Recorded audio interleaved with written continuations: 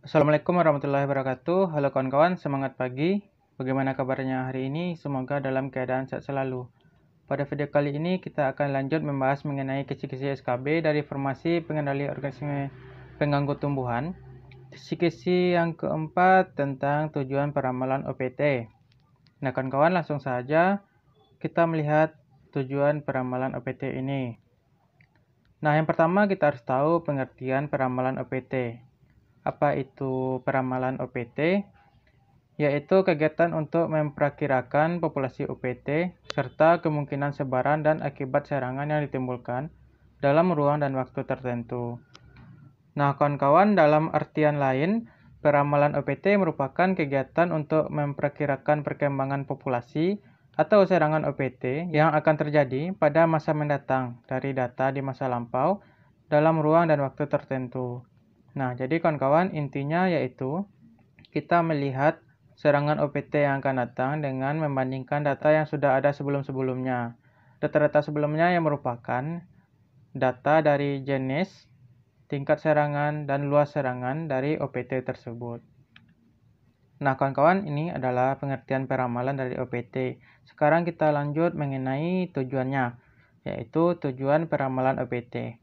Nah, apa-apa saja tujuan dari peramalan OPT ini? Mari kita lihat. Yang pertama yaitu memberikan informasi mengenai populasi OPT.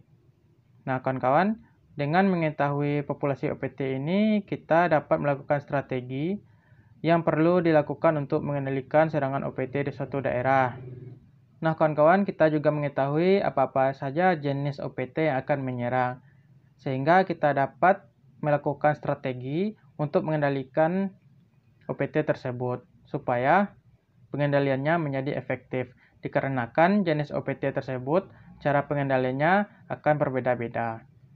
Selanjutnya yang kedua yaitu intensitas serangan OPT. Intensitas ini merupakan tingkat serangan OPT yang akan terjadi jika OPT tersebut tidak dikendalikan. Sehingga ini akan berhubungan dengan tingkat kerugian yang akan diterima oleh petani. Nah, yang ketiga yaitu untuk mengetahui luas serangan OPT. Nah, dengan melakukan peramalan, kita akan mengetahui seberapa luas serangan OPT nantinya. Nah, ini dilihat dari jenis dan populasi OPT tadi.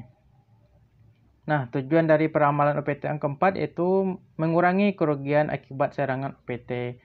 Nah, kawan-kawan, dengan melakukan strategi pengendalian ini, diharapkan nantinya kerugian akibat serangan OPT dapat dikendalikan. Nah, tujuan peramalan OPT yang kelima yaitu pengendalian efektif untuk mengendalikan OPT. Nah, jadi kawan-kawan, dengan mengetahui serangan hama tadi, dengan melakukan peramalan ini kita tahu cara yang efektif dalam melakukan pengendalian OPT tadi. Jadi kawan-kawan, intinya tujuan peramalan ini yaitu untuk mengurangi tingkat kerugian yang akan dialami oleh petani dengan mengetahui yang pertama yaitu populasi, yang kedua jenis, dan yang ketiga yaitu tingkat serangan OPT tadi. Nah kawan-kawan, ini adalah tujuan dari peramalan OPT. Nah sekarang kita lanjut mengenai pentingnya peranan peramalan OPT. Nah apa-apa saja peran dari peramalan OPT ini?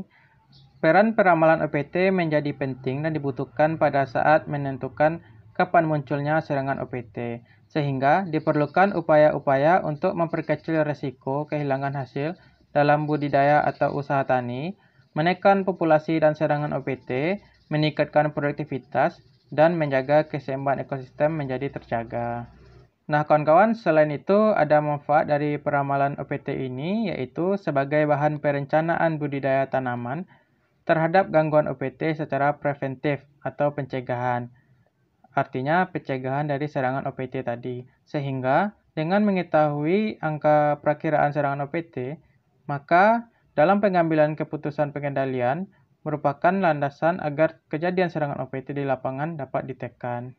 Nah, kawan-kawan, peramalan ini akan berhubungan dengan pengambilan keputusan dalam pengendalian OPT tadi.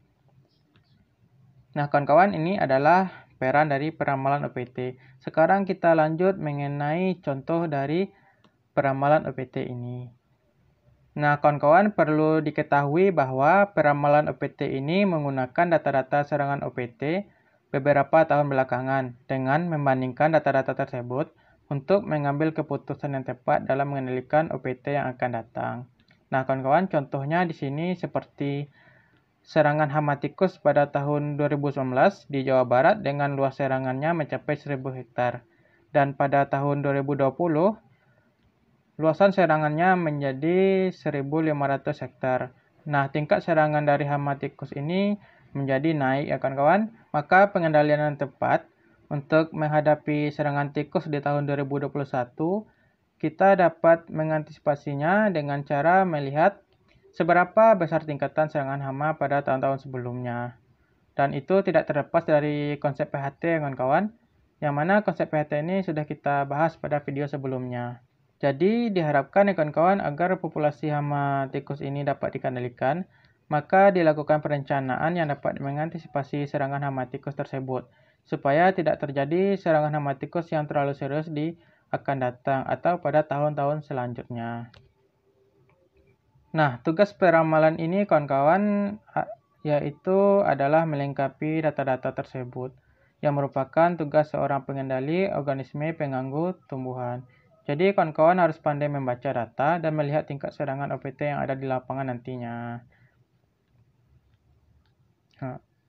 Nah, kawan-kawan, itulah materi mengenai kisi-kisi yang keempat tentang tujuan peramalan OPT.